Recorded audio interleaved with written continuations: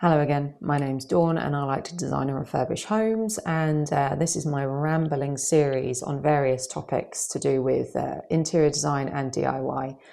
And today I thought we would talk about kitchen design and planning a kitchen. Seems kind of relevant because I'm currently uploading all my short videos on me fitting my own kitchen. And obviously kitchens are one of the most expensive parts of the house. I'd say even more so than bathrooms. I specialize in bathrooms, so I do a lot of them. You can do a bathroom for like a reasonable amount. Kitchens and bathrooms generally tend to be the most expensive, but kitchens I've found is the most. I obviously designed and did my own kitchen, and I've designed various kitchens for clients over the years. And there's a few things that you should know when it comes to kitchen design and planning a kitchen. And that is, one of them is the work triangle.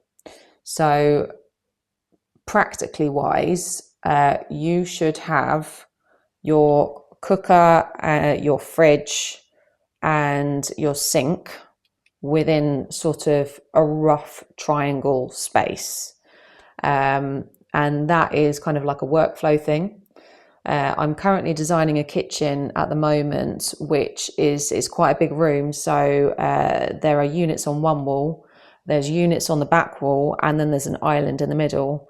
And do you know what? I might try and just show you the plan and I can talk through it. So this is a kitchen design that I'm currently doing, and if you follow me on social media, then you may or may not know that this is a particular project in Greyshot that I'm assigned to design. And this is the kitchen space. So you can see it is quite a large area. It wouldn't work if we were to just have a run here and a run here. It's a large distance there. That would hack me off if it was my kitchen. So we have to do something in the middle. And just aesthetically, I thought it'd be really nice if we had like a shallow but long island in the middle. But then that creates a bit of an issue in the fact that I need to create this triangle that I was talking about, but it needs to really be only on one side, because it would be really irritating if you had to walk around an island to get to something that you needed. So just from like a workflow perspective, what I've done is I've made the kitchen triangle workspace on this side, and then I've got this space as storage and sort of entertaining space. So you'll see here we've got the seating along here. You've got a wine fridge here. We can have a coffee machine up here as well. And in general, that will also quite handily keep guests and things out of the work zone and just keep them around this space potentially.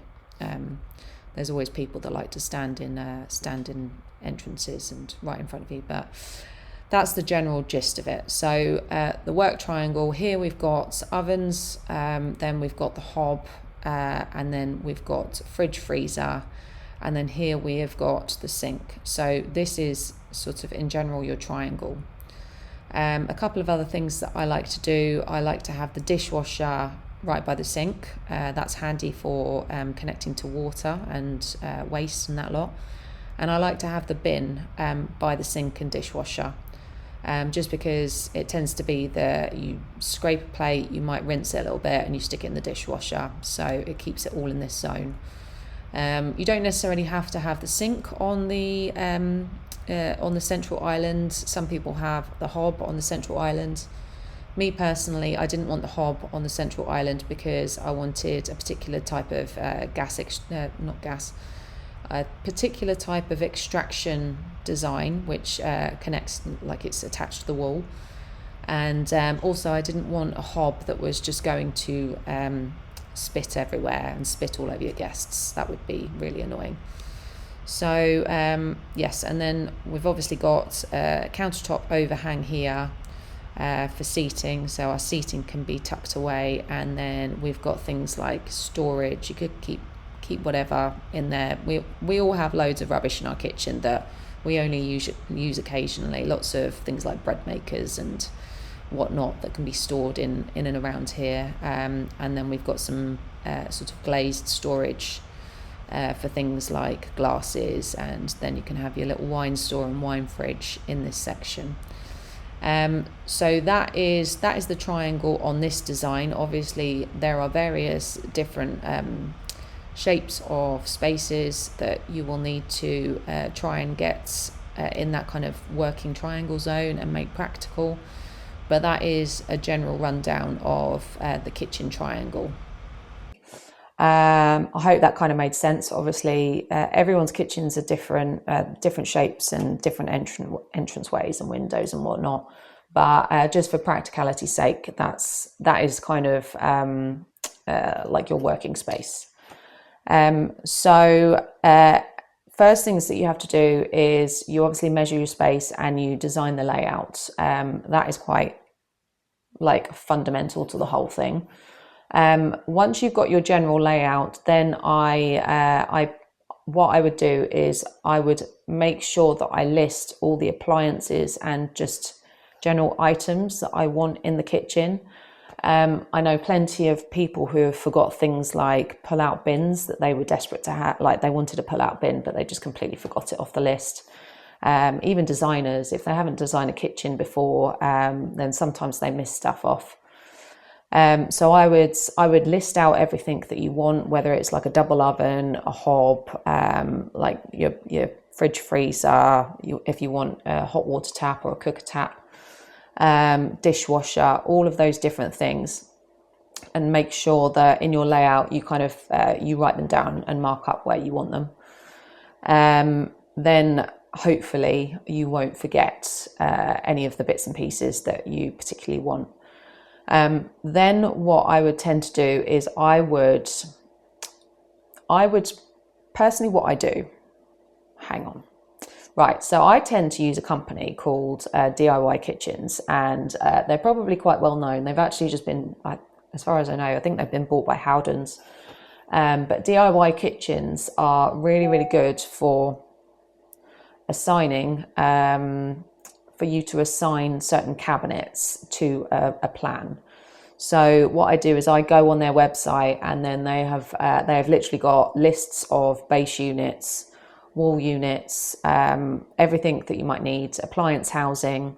They also have a kitchen planner in there, which is quite helpful. I personally don't use it because I like to do it on my software first. But and then what I tend to do is I will probably send those plans off to DIY Kitchens and get them to list out all the items for me. But they do have quite a good kitchen planner that some clients that I've worked with have used. And that allows you to itemize all of the items, all of the units that you need, appliances, worktops, various things, onto their list, their shopping list, whilst designing the actual kitchen layout.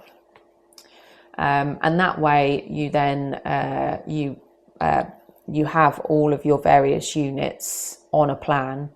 It'll also, what is quite good, something that I've noticed, is it won't let you put something too close to something else. So things like an extractor, I've seen that the wall unit has to be a certain distance away from the extractor because of various things. And then it will also assign things like filler panels and like all the various things that you kind of need to finish off the ends, so fillers or end panels, all of that sort of thing. It kind of lists them all in their planner without you having to assign them yourself. Whereas previously we would have to work out all the units, and then we'd have to like work out how many plinths we'd need, how many end panels, how many filler panels, like that sort of thing. So it can get quite complicated. And it's also very irritating when you forget something, because sometimes they're not particularly quick on their delivery. So I think via this planner they have kind of negated that issue that they were finding a lot. They also what is really handy is they allow you to, from your plan, create like a 3D view of it. They don't do elevations and things, so you do have to make sure that you get all of your dimensions and heights correct, like your ceiling height, because you don't want to put a tall unit in that isn't going to fit, essentially. But so it does create like a 3D view of your kitchen, and then you can, it's a bit of a basic view, and it is quite difficult. Your computer won't particularly like it. Mine starts heating up when I start putting these 3D views together. But something that I've done is I've actually screenshotted a client's 3D view of the kitchen, so that I can send the floor plan and some 3Ds to the contractor that is going to be fitting it. So generally speaking, it's quite handy. You can also, I mean, really, they should be paying me for this. Like, I do feel like they need to be. Anyway, it's fine. It's a company that I use, so I don't mind. Only for one video. So what was I going to say? I've forgotten now. I just got a little bit sidetracked by brand sponsorship then, I think. So yeah, they have their 3D planner, which is super helpful. And that was what I was going to say. So they actually offer a service where they'll check things. They also offer a service where they'll kind of design it themselves as well. So there is that option. If you're concerned about anything like that, then they do offer a service to do that, and it's not expensive at all, because obviously they want to sell their kitchens. But if you were going somewhere else, then you would potentially be paying for the units, but as part of it, you're paying for a designer to kind of do it, which is absolutely fine when you are paying for like a sort of a higher spec kitchen. But obviously my videos are all about getting like a high-end look, but kind of doing a lot of it yourself, just to get the look, but on a lower budget, which is me. I've not got a big budget for things, which is, by the way, very upsetting when you're an interior designer working with clients that have big budgets, just so you know. So yes, my kitchen is all from DIY Kitchens. I would say we had contractors in to do certain things. So they came and they knocked down a wall. They did the plumbing and they did the electrics, obviously the boiler and stuff like that. They did all the things that they also did some self-leveling, but they kind of mucked that up a little bit because they didn't use the right stuff. Anyway, so they did some of the bigger pieces, and then I fitted the kitchen. I designed it and I got it delivered and I fitted it. And I would say that I've got quite a nice looking kitchen. I'm wondering whether, I don't really want to show you because it's messy at the moment. It's summer holidays. So anyway, I'm sure you'll be able to see it in some of my shorts at the end. So I've got quite a nice kitchen, and I think on appliances, bearing in mind we've got 2 ovens and we've got 2 hobs. I didn't get the appliances from DIY Kitchens, but just so you know, we've got quite a lot of stuff. And I think I spent about 10 grand on units and appliances and all that stuff, and it's quite a big space. I know 10 grand sounds like a lot, but it's really not for a kitchen. When it comes to kitchens, you're looking generally like 15 grand minimum. And then contractors and stuff like that, we obviously paid a fair amount for that on top. So I would say that we've probably got a kitchen that looks in the region of 30 grand, but we probably spent just under 20. And that was from me doing a lot of the work, obviously the fitting and stuff like that. Your time is valuable though, so please just remember that. So all the money that you're saving and you're putting into your own time doing the work, your time is valuable. So I wanted to fit my kitchen because I wanted to know how to do it. And I also wanted to save the money. Plus, I didn't have very much work on at the time, so it was fine. But I just, when we talk about keeping budgets low and stuff like that, I think what people forget is their time has value. And that is exactly what you're paying for when it comes to contractors. Like, everyone's time is worth something. It's probably one of the most fundamentally most valuable things, especially when you start getting a little bit older. Like I'm clocking on 40 now, and so my time is getting more and more valuable as I get older. So just like when you're doing this stuff, I did it for the experience and to know how to do it and to save money. But obviously, if you don't have any time and you have all the money, then you can go and you can get it like spec'd and installed completely.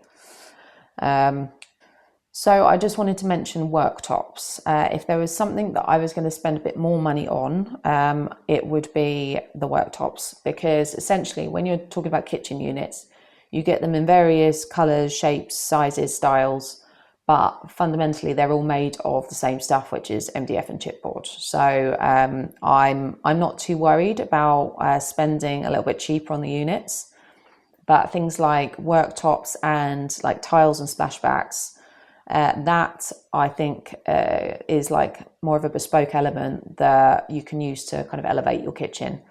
Me personally didn't have the money to spend on nice worktops, but what I did do is spend a lot of my time, and we were talking about time is value, and I did micro cement worktops, which it was quite cheap to buy. I think I probably spent about 500 quid or something like that on the actual materials. But it took about 2 weeks worth of work. So if you think about an installer doing that, obviously it's going to cost a hell of a lot more. When it comes to worktop materials, I would always go things like quartz, because quartz or some sort of stone, but not like natural marbles. I'd love natural marbles and whatnot, but they do have a tendency to stain and you have to seal them and things like that. So I would always go for like a composite quartz, silestone, or any of those kind of brands that do those stones, because you can get some really lovely finishes on those now. So I think that is probably covering quite a bit. I wouldn't go wooden worktops. I would go wooden chopping boards, which is what I've done in my kitchen. Wooden worktops, they are also they're going to cause an issue in the long run, especially if you're continually getting water on them and stuff like that. Anyway, so I think I rambled on enough, and so that is kind of like a brief overview of kitchen design. In the comments, if there is anything that you would like to know in particular, then I'm more than happy, whilst my views are so low, to do a video on any questions that you have when it comes to like kitchen design, or any of my videos. So as always, please like, save, subscribe, do all those things, because it will boost me. I have a bit of a following on social media, which is really nice, but I would love to kind of elevate this channel and start just sort of helping people with their design and DIY stuff. So anywho, love you, bye.